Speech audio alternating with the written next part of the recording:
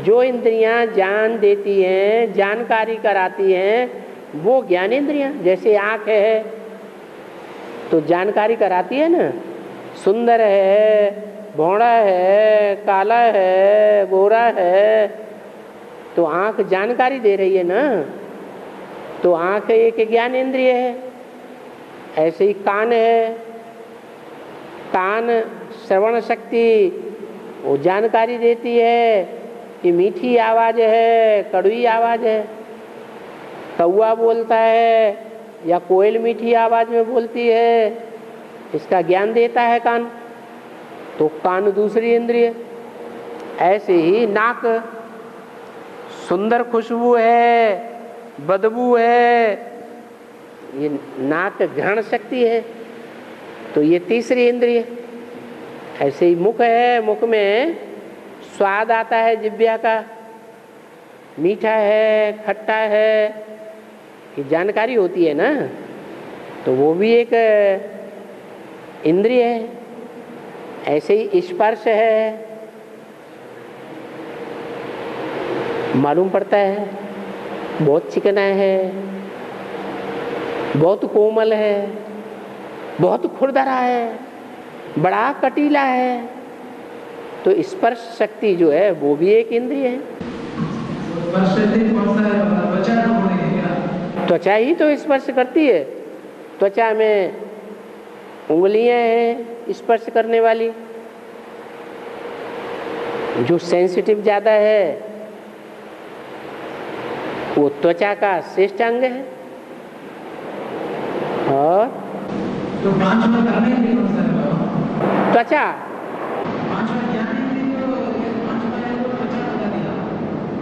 पांचों ज्ञानेंद्रिय गिना तो दी। हाँ जी, त्वचा, जिह्वा, त्वचा, जिह्वा, नाक, कान, आंख, पांचों हो गई ना। हाँ, ये ज्ञानेंद्रिय है पांचों। है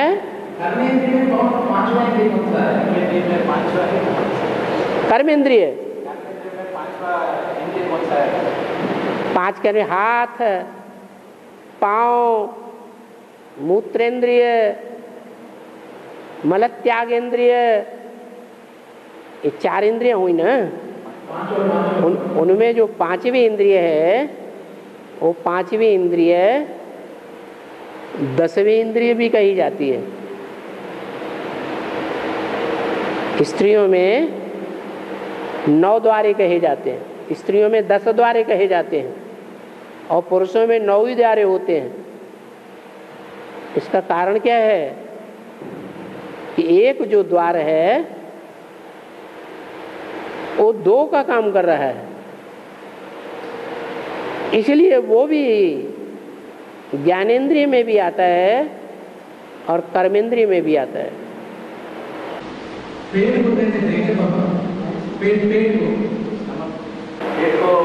पेट कोई इंद्रिय नहीं है।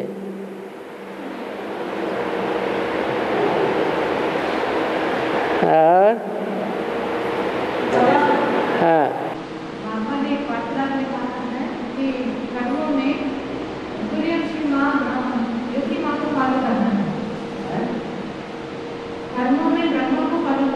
कर्मों में ब्रह्मा को फॉलो करना है और डायरेक्शन में मेरे को फॉलो करना है।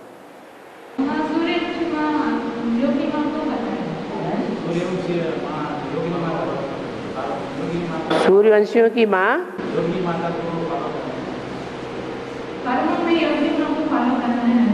योगिनी माँ थोड़ी बोला, ब्रह्मा बोला।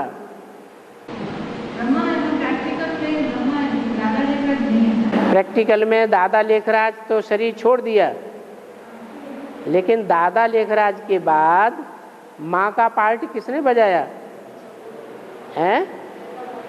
जगदम्बा ने। अब जगदम्बा भी गुप्त हो गई, घूंघट में आ गई, अब पार्ट कौन बजा रहा है? हैं? बाप दादा, वो भी तो अव्यक्त हैं। अगर व्यक्त कहें तो भी 2 में 1 है, 1 में 2 है।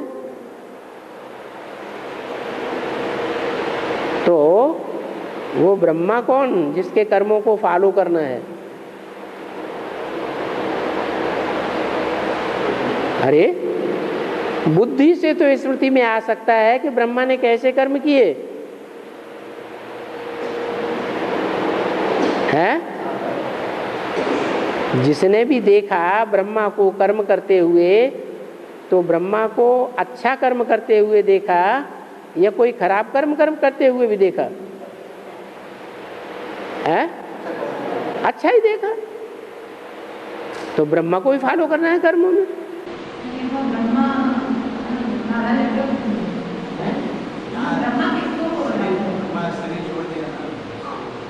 अभी निमित्त में कोई तो है,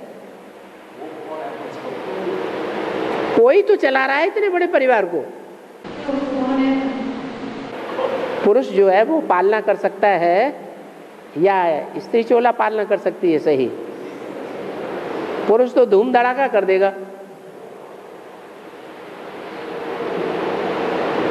स्त्री शक्ति जो है वो ही माँ का पार्ट बजा सकती है या दाढ़ी मूछ वाला बजा सकता है। हाँ,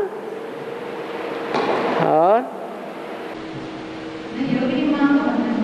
हाँ जी, योगिनी माँ को समझ सकते हैं, वो भी तो चंद्रवंशी की मुखिया हो गई है।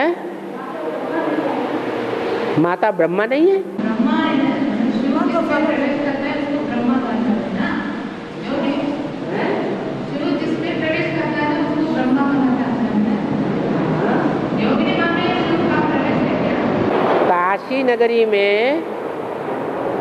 काशी नगरी में शिव प्रवेश नहीं करता है। अरे काशी नगरी में शिव प्रवेश करता है या नहीं करता है?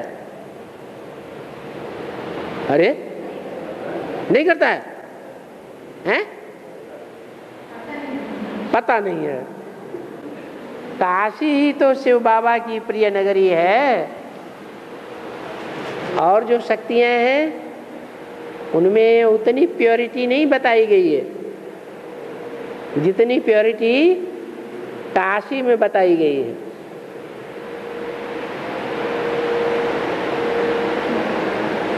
और पवित्रता होगी तो कर्म भी अच्छे होंगे, अपवित्रता होगी तो कर्म भी खराब होंगे। और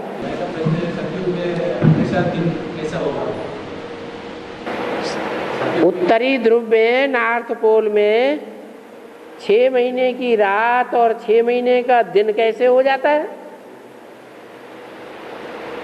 जैसे नॉर्थ पोल साउथ पोल में 6 महीने का लगातार दिन हो जाता है, 6 महीने की लगातार रात होती है, ऐसे ही स्वर्ग में लगातार दिन ही दिन रहेगा। है हर चीज का कोई कारण होता है। निद्रा का कारण क्या है? हैं? देहभान। देहभान है तो थकान है, देहभान नहीं तो थकान नहीं। बाबा कहते तुम बाबा की याद में आबू रोड से माउंट आबू तक दौड़ते हुए चले जाओ, तुमको थकान नहीं होगी। क्या कारण? आत्मिक स्थिति की बात है। आत्मा थोड़ी थकती है। कौन थकता है? शरीर थकता है कि आत्मा थकती है? शरीर थकता है। सतयुग में तो देवताएं जो हैं आत्मिक स्थिति में रहते हैं या देवभान में रहते हैं?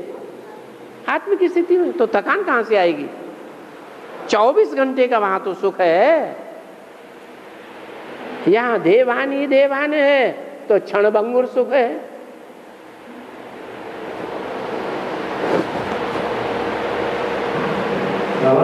है कलियुग के अंत में जो विनाश होता है,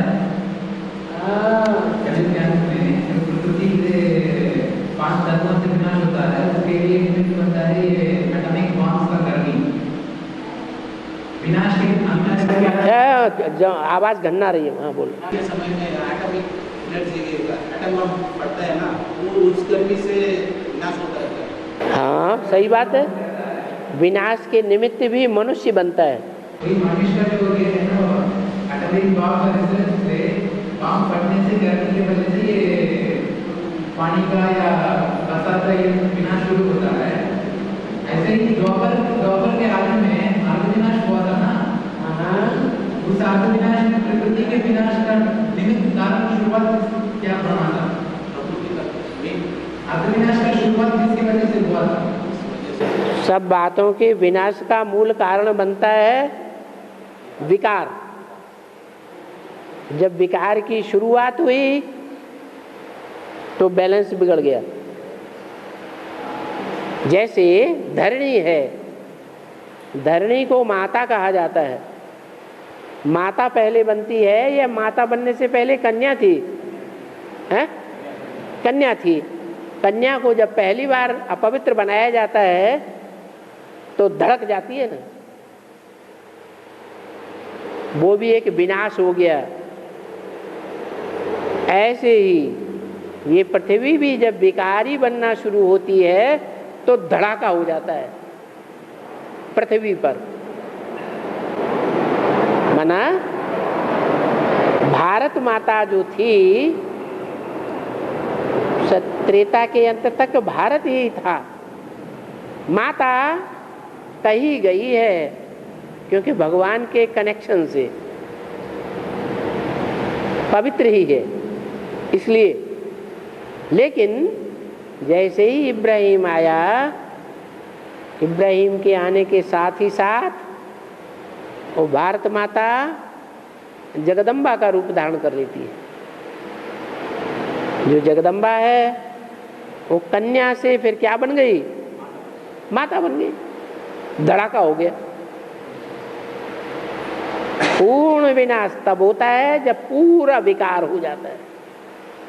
सभी धर्म वाले जो हैं वो धरणी को पोल्यूट करते हैं, प्रकृति को पोल्यूशन बढ़ाए देते हैं।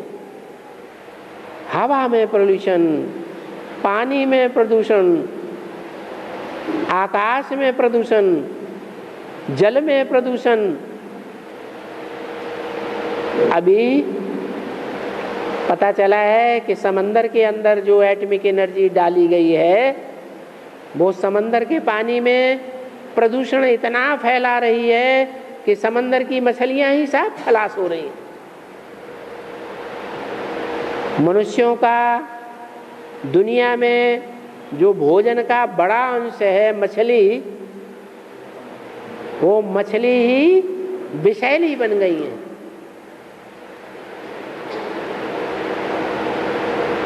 इतना प्रदूषण बढ़ रहा है।